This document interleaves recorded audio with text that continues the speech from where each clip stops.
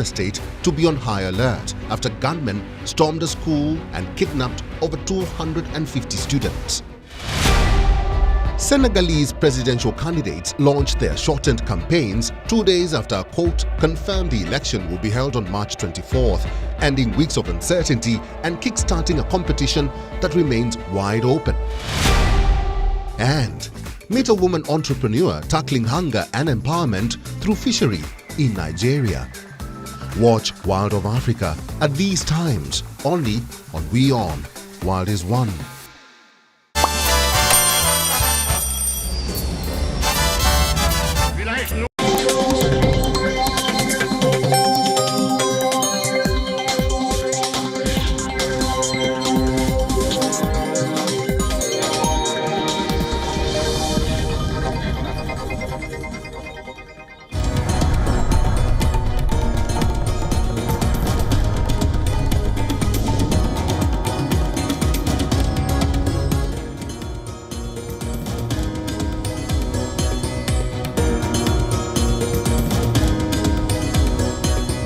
Hello everyone, you're watching WION World is One. This is World DNA, the show that gets you ahead of the rest. I'm Shivan Chalna. And I'm Isha Hanspal. On the show today, Democrat and Senate Majority Leader Chuck Schumer, who is the highest-ranking Jewish elected official in the US, harshly criticized Israeli Prime Minister Benjamin Netanyahu as an obstacle to peace. Well, he has called for the Israeli government to hold an election to determine Israel's path forward after its war with Hamas.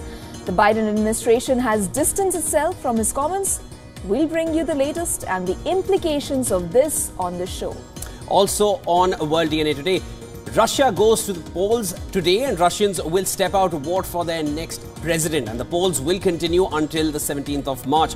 Incumbent President Vladimir Putin is almost certain to win. Voting will also take place in parts of Ukraine that are under Russian law, which Russia calls its new territories.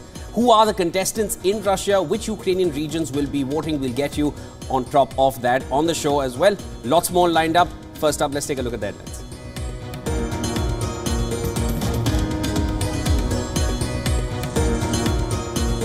Polls open in Russia, Far East, for the first of 3 days of voting in a presidential election set to prolong President Vladimir Putin's rule by 6 more years.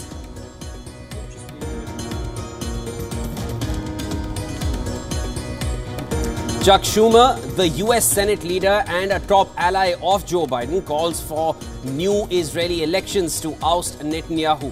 State Department says Schumer's comments on Israel are his, not of the Biden administration's.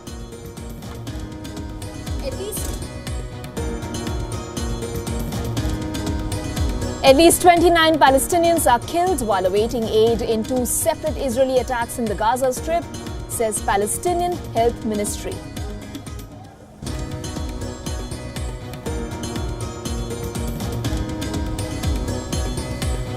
In the US, father of Michigan school shooter is found guilty of involuntary manslaughter. Verdict holds James Crumbley, father of teen who killed 4 students, criminally responsible for actions of his child.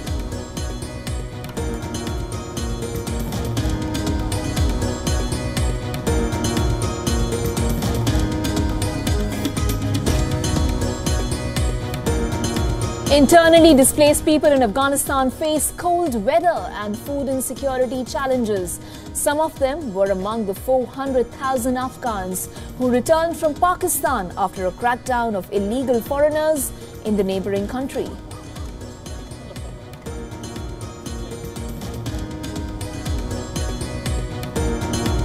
West Bengal Chief Minister Mamata Banerjee suffers injury to her forehead after a fall at home. The Chief Minister receives stitches.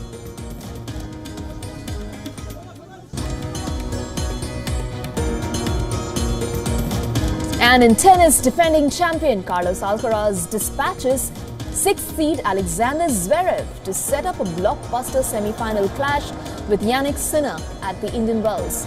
The win comes after a swarm of bees forced the match to be suspended for some time.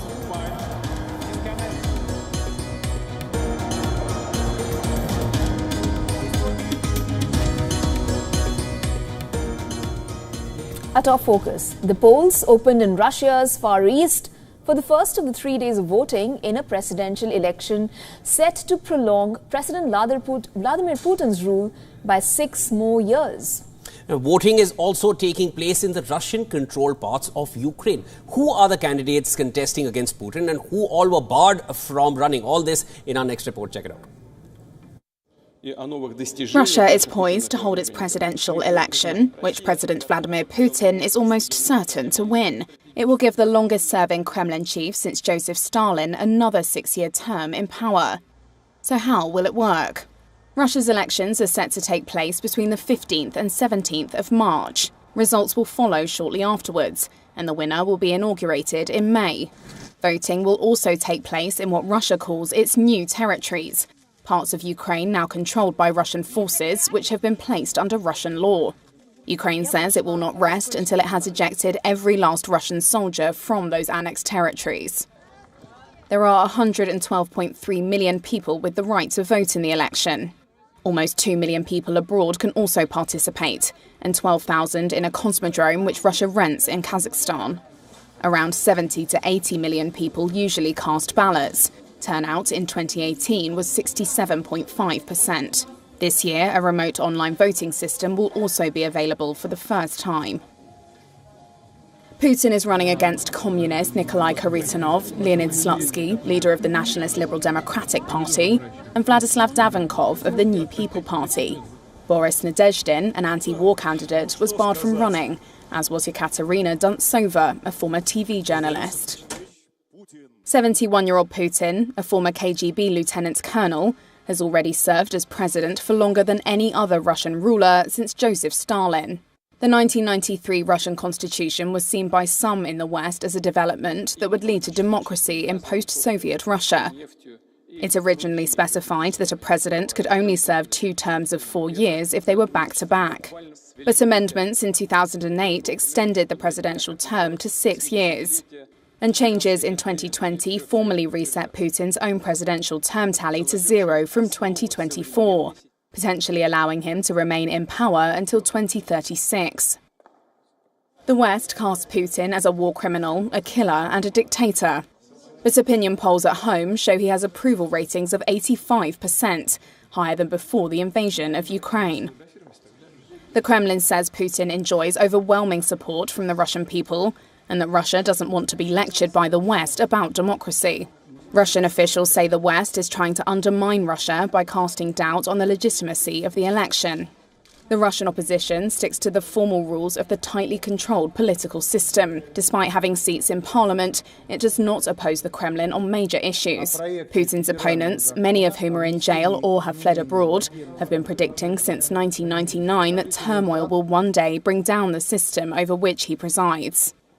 The Organisation for Security and Cooperation in Europe's Office for Democratic Institutions and Human Rights said in January Russia had not invited OSCE observers to the election, calling the decision deeply regrettable.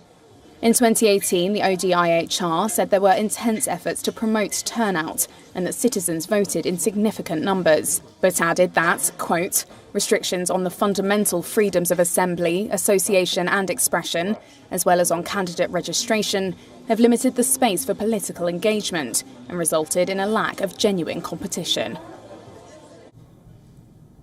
Now, as the war in Ukraine rages on and Russian forces escalate their attacks, French President Emmanuel Macron has urged Europe to be ready if Russia escalates. In fact, in a television interview, Macron said that if Russia wins the war in Ukraine, the credibility of Europe will be reduced to 0. While addressing his comments to French opposition leaders, Macron said decision to block support to Ukraine will not choose peace, it will choose defeat. Earlier this week, opposition party Marine Le Pen abstained from voting about a security pact France signed with Ukraine. Meanwhile, a left-wing party voted against it. The French leader said if Europe draws red lines today, it will send a message of weakness to Kremlin, which will eventually encourage Russian forces to push on with its invasion of Ukraine. However, Macron refused to comment on what a deployment to Ukraine might look like, as he says that France will never initiate an offensive against Russia. In fact, last month, Shivan, remarks made by Macron caused controversy after he said that he could not rule out the deployment of ground troops in Ukraine in the future. And soon after his comments reached the other Western leaders, they quickly distanced themselves from Macron's views.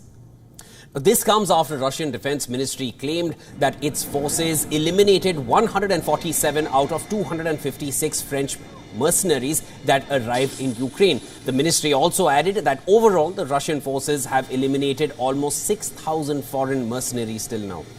Meanwhile, NATO Secretary General Jens Stoltenberg said Ukraine is running out of ammunition, while adding that NATO members are not doing enough to help Kyiv.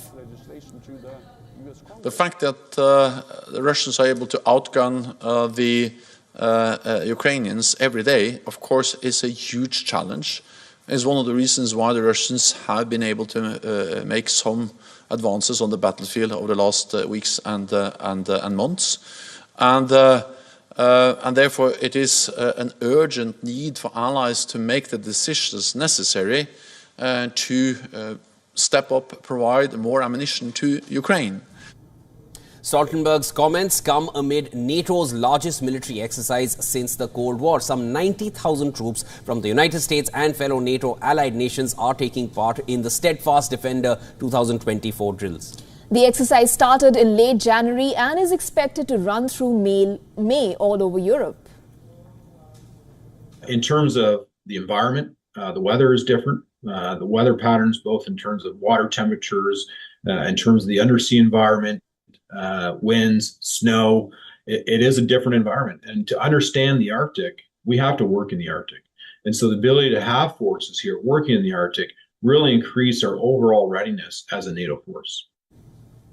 On the other hand, Senate Majority Leader Chuck Schumer called on Israel to hold new elections, saying he believes Israeli Prime Minister Benjamin Netanyahu has lost his way and is an obstacle to peace in the region amid a growing humanitarian crisis in Gaza. Well, Schumer was the first Jewish majority leader in the Senate and the highest ranking Jewish official in the US who strongly criticized Netanyahu in a 40-minute speech on the Senate floor. If Prime Minister Netanyahu's current coalition remains in power after the war begins to wind down and continues to pursue dangerous and inflammatory policies that test existing U.S. standards for assistance, then the United States will have no choice but to play a more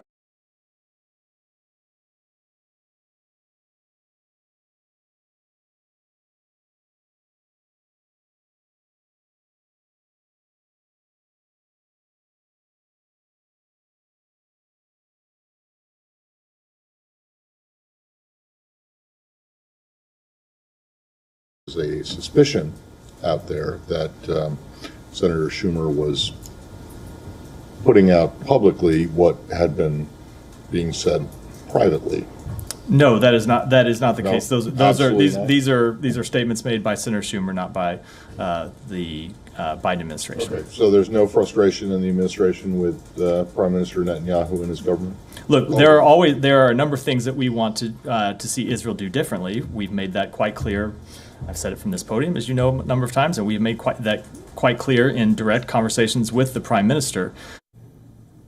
Meanwhile, thousands in Israel took to the streets demanding an immediate release of hostages from Gaza. Protesters calling for the release of hostages marched from Tel Aviv Square carrying enlarged images of women taken hostage by Hamas on the 7th of October, briefly blocking the highway at one point. In Gaza, the health ministry said that at least 29 Palestinians were killed while awaiting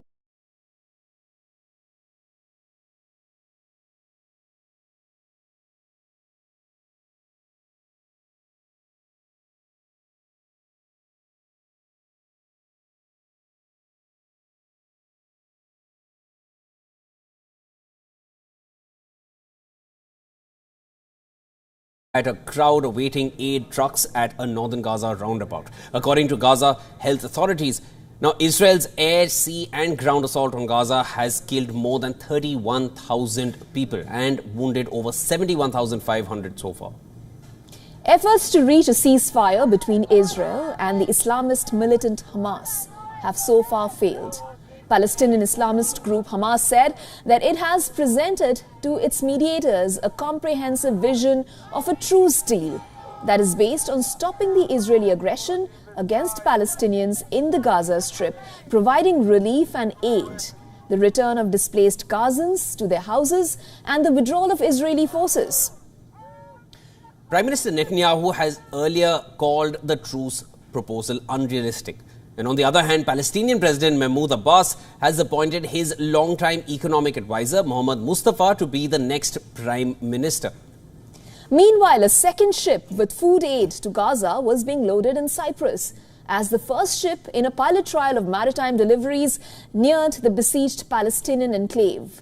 Food NGO World Central Kitchen said it was loading a vessel at Larnaca port with 300 tons of food aid. For more on this, our correspondent Susan Tehrani sent us this report from New York. Listen in.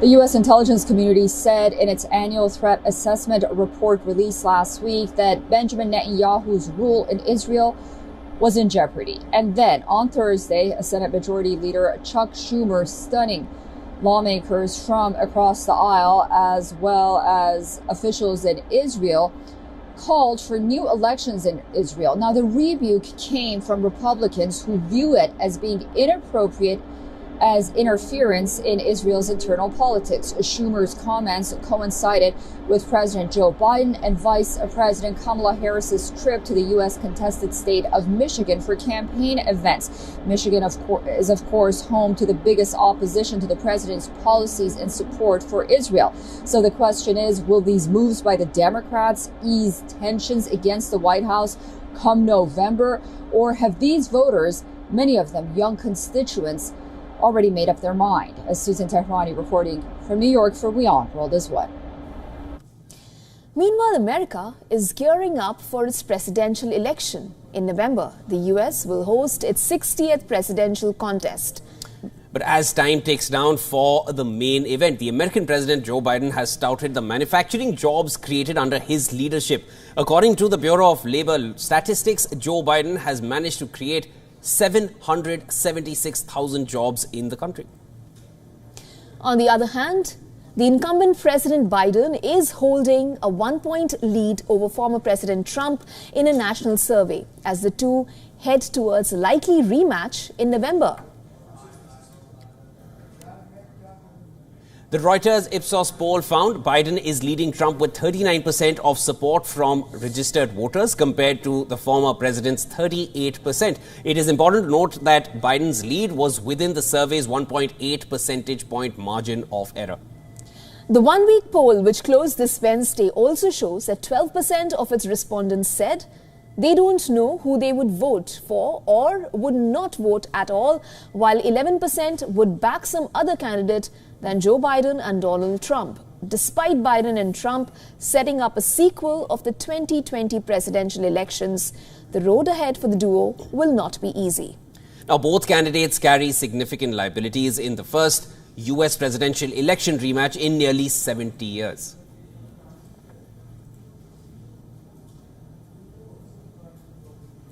Although this time around in 2024, voters are concerned about 81-year-old incumbent president's age.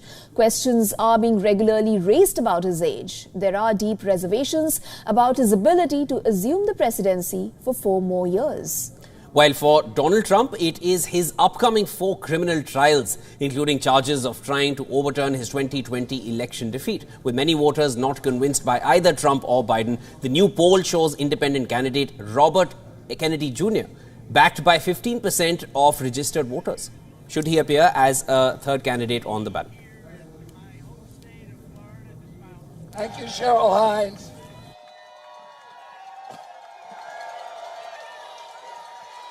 People stop me everywhere at airports, at hotels and malls, on the street, and they remind me that this country is ready for a history making. And now it's time for a quick break on World DNA. Don't go anywhere. Of course, we'll be back after the break. When we come back, Tencent acquires a Shenzhen China-based studio working on an action game and an East China-based studio working on anime IP. The two teams will merge under the new Sulwasi banner, which will now be fully owned by a Tencent investment subsidiary. We'll get you the latest on this after the break. Indian digital payments giants Paytm secures a crucial lifeline. The National Payments Corporation of India grants Paytm a third-party application provider license. All the details on this story right after this short break. Don't go anywhere. WDNA will be right back.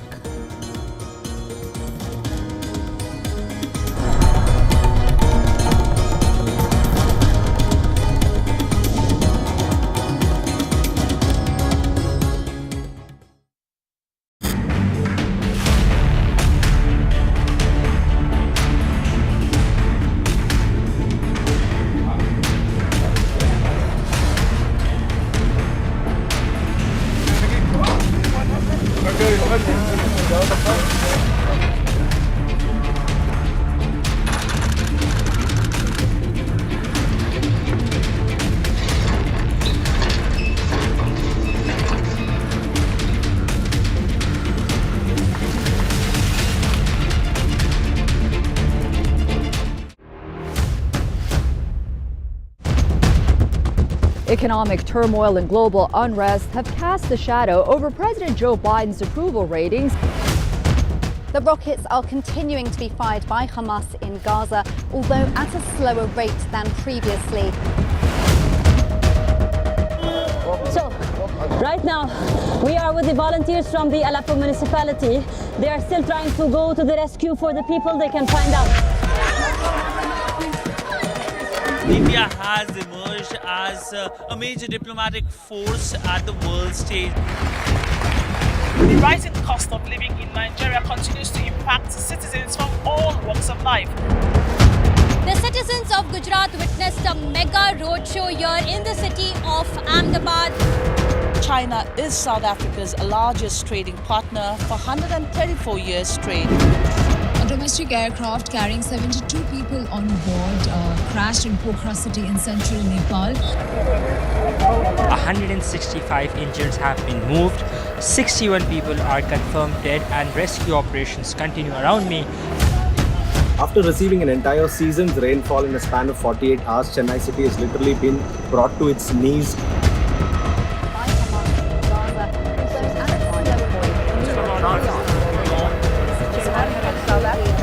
For WION, World is One.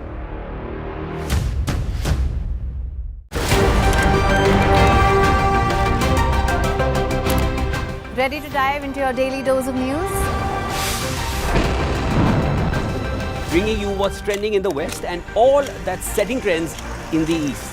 And all of this served up with a side of insightful banter. We don't just bring you the latest stories. We bring you your talking points for the day. And while you do that, from the busy streets of New York, I will provide you with deeper insights on the developments through the course of the day in the U.S. From New York, we get you to the sandy shores of Durban, where I'll bring you all the glitz, glam, and happenings from the world of showbiz. Welcome to the Eras Tour. And I will be here at the WION headquarters, getting you all the action from the universe of sport. All that you need to know about your favorite teams and players, right here. The show that keeps you ahead of the global curve. A conversation you'd want to be a part of. A place where news becomes an engaging exchange. We bring you stories that impact your present. This is World DNA. Join the conversation.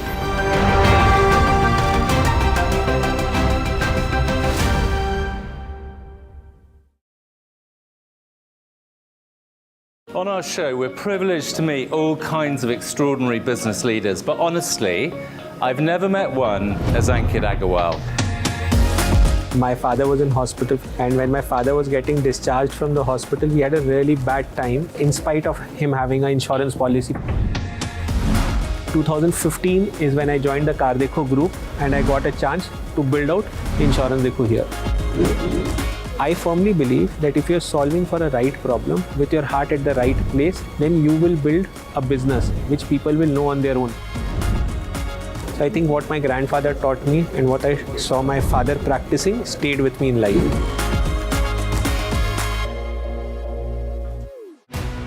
On the next episode of World of Africa, memories of the Chibok kidnappings revisit Nigeria, forcing Kaduna State to be on high alert after gunmen stormed a school and kidnapped over 250 students. Senegalese presidential candidates launched their shortened campaigns 2 days after a court confirmed the election will be held on March 24th, ending weeks of uncertainty and kickstarting a competition that remains wide open. And meet a woman entrepreneur tackling hunger and empowerment through fishery in Nigeria. Watch World of Africa at these times, only on WION World is One. Everyone loves a contest.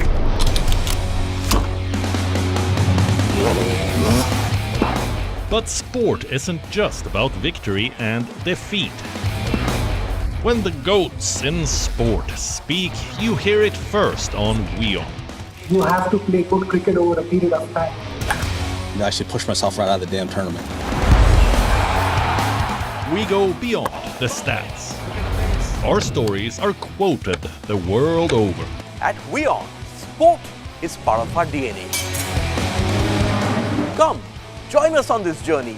Weekdays 6:30 p.m. IST, 1 p.m. GMT.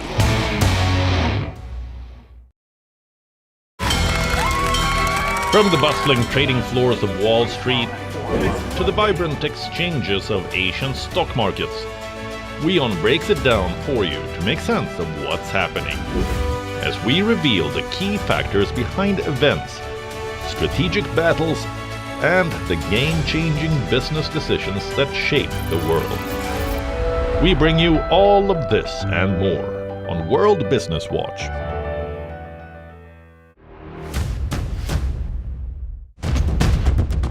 Economic turmoil and global unrest have cast a shadow over President Joe Biden's approval ratings. The rockets are continuing to be fired by Hamas in Gaza, although at a slower rate than previously.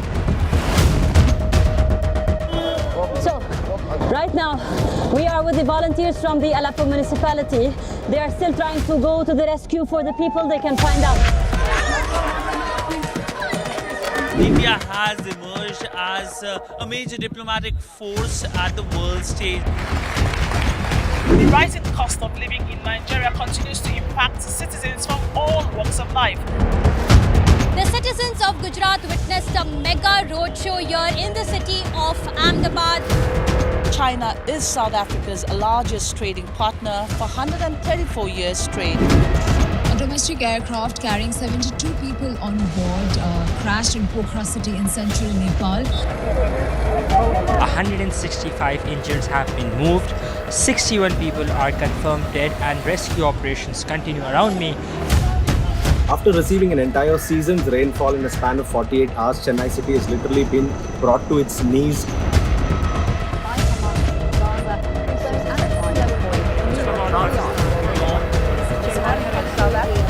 For WION, World is One.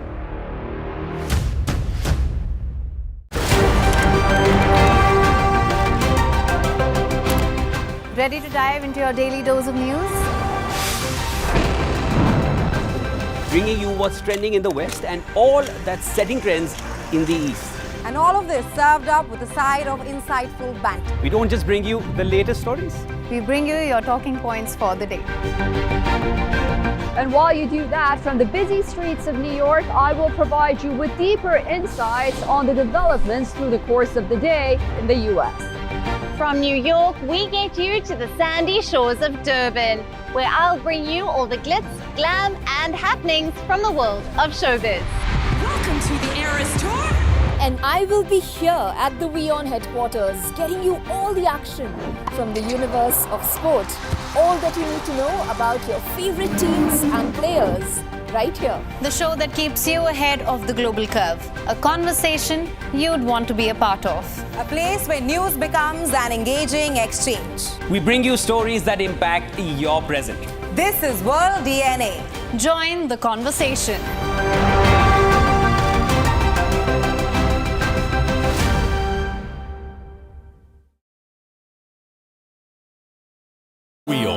India's global voice, the channel that brings you the biggest stories from across the world through India's lens. Now available in more than 190 countries worldwide. Because we believe that the world is one. Watch us in Africa, Europe, USA and Canada, South America, Asia Pacific, Middle East and North African regions. Also available on these digital platforms across the world. WION. World is one.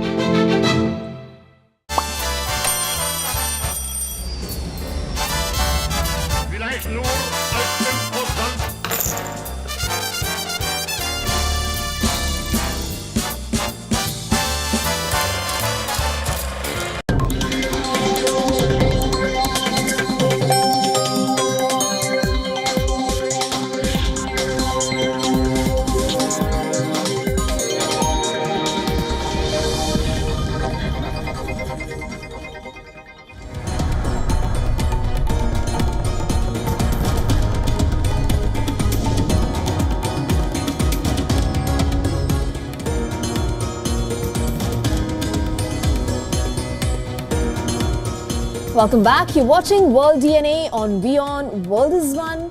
Here are our headlines at this hour.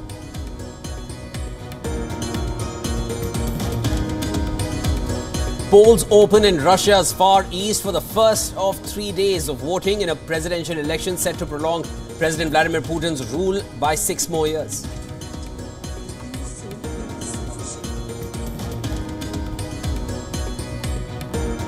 Chuck Schumer, the US Senate leader and a top ally of Joe Biden, calls for new Israeli elections to oust Benjamin Netanyahu. State Department says Schumer's comments on Israel are his and not of Biden administration.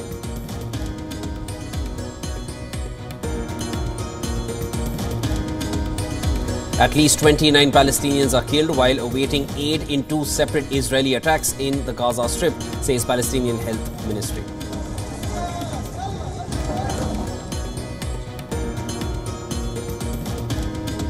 In the US, father of Michigan school shooter is found guilty of involuntary manslaughter. Verdict holds James Crumley, father of the teen who killed 4 students, criminally responsible for actions of his child.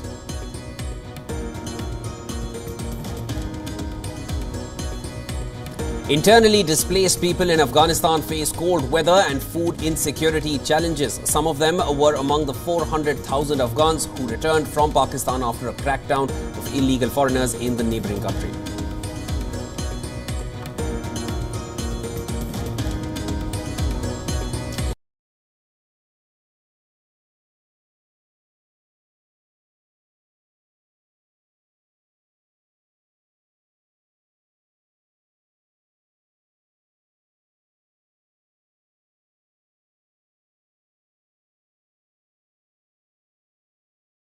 Blockbuster semi-final clash with Yannick Sinner at Indian Wells. The win comes after a swarm of bees forced the match to be suspended for some time. Ladies and gentlemen, we are still talking with bees.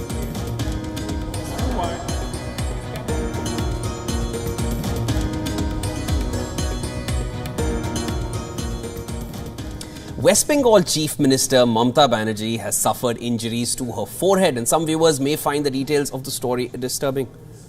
In fact, the All India Trinamool Congress shared photos of the party supremo on a hospital bed with a deep cut in the middle of her forehead. The Chief Minister is currently under medical supervision at the SSKM hospital in Kolkata. It is, however, not known what caused the injury.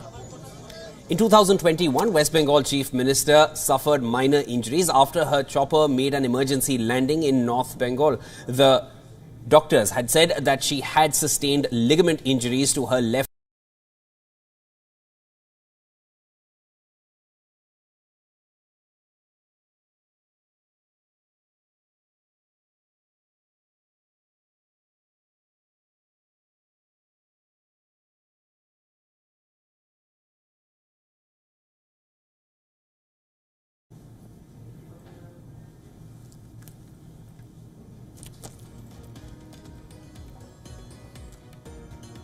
Meanwhile, the Election Commission of India has published the electoral bonds data on its website after it was shared by the State Bank of India.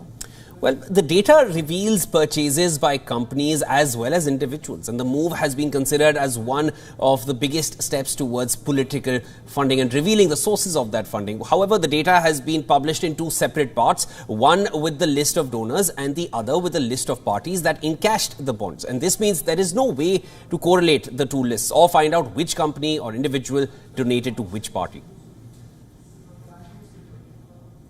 The company that donated the most through electoral bonds is Future Gaming and Hotel Services PR, more than $164 million. Then comes Mega Engineering and Infrastructures Limited, who purchased around $116 million worth of bonds. Quick Supply Chain Private Limited was a distant third, followed by Vedanta Limited. Now, the parties that encashed electoral bonds include the BJP, Congress, Trinamool Congress, Aam Aadmi Party, Samajwadi Party, DMK, JDU and RJD. According to the data released by SBI, the ruling Bharatiya Janata Party received funding more than $730 million via electoral bonds. TMC received more than $194 million and the Congress Party received more than $171 million through electoral bonds. The Election Commission of India was asked by India's top court to publish the details as it was received from SBI on its official website by 5 p.m. on March 15th. However, the data was released a day before the deadline. SBI claims the data shows electoral bonds purchased and redeemed between April 12, 2019 and February 15, 2024. During this period, a total of 22,217 bonds were bought.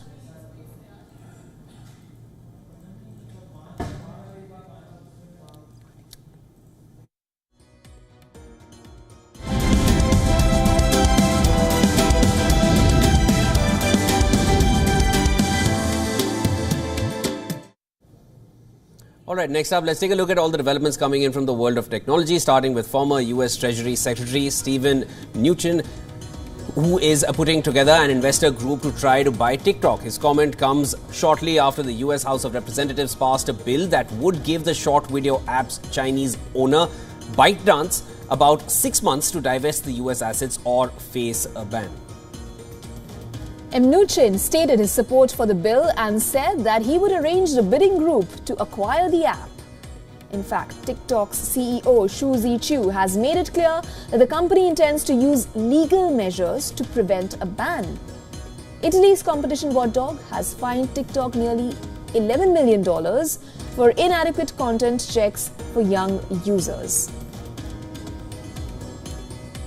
ByteDance owned TikTok and other social media companies, including Facebook and Instagram parent Meta platforms, are under pressure from regulators globally to safeguard minors. TikTok is facing scrutiny from Italy's competition watchdog over videos called French Scar. It is a challenge video that involves pinching cheeks to leave a lasting bruise on the cheekbone. In response, TikTok had restricted these videos for under 18 users, but is still facing backlash over the content impact on vulnerable groups. Last month, Italy's communications authority had forced TikTok to remove the videos to prevent the spread of such content. Tencent has acquired a Shenzhen-based studio working on an action game and an East China-based studio working on an anime game.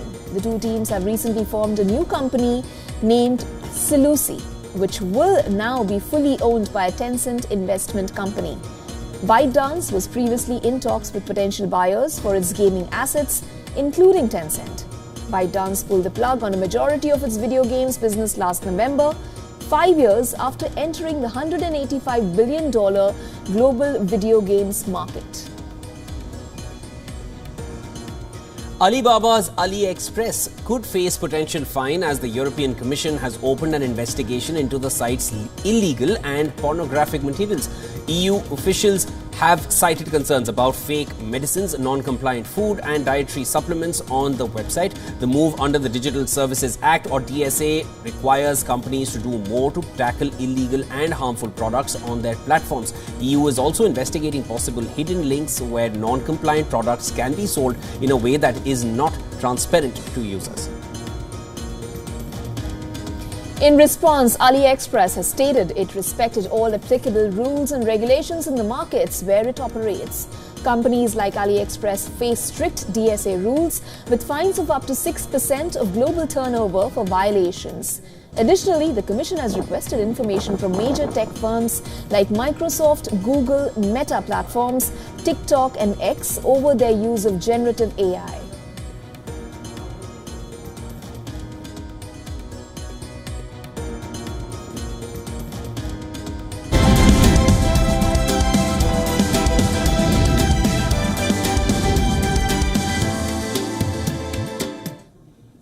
Meanwhile, the Indian digital payments giant Paytm has secured a crucial lifeline. The National Payments Corporation of India has granted Paytm a third-party application provider license. Well, this means that Paytm users can breathe a sigh of relief. They can continue making payments through the app's popular UPI platform even after Paytm's banking unit shuts down on the 15th of March. Now, this development comes after regulatory action against Paytm for non-compliance with certain banking norms. While the banking unit ceases operations, the new license allows Paytm to act as a third-party service, facilitating payments through partnered banks. Now, these banks include major players like Axis, HDFC, SBI and Yes Bank.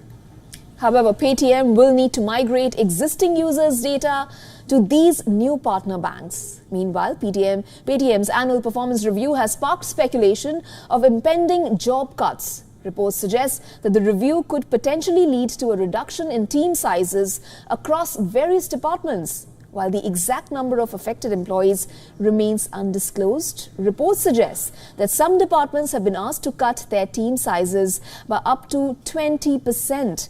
Now, amid uncertainties, reports indicate a surge in employees actively seeking alternative opportunities, with over 6,000 talents from Paytm exploring the job market. Notably, despite assurances from Paytm founder Vijay Shekhar Sharma during a town hall meeting in February regarding job security, concerns persist. While the company's head of communications denies any layoffs, speculation mounts over the potential scale of the workforce reduction.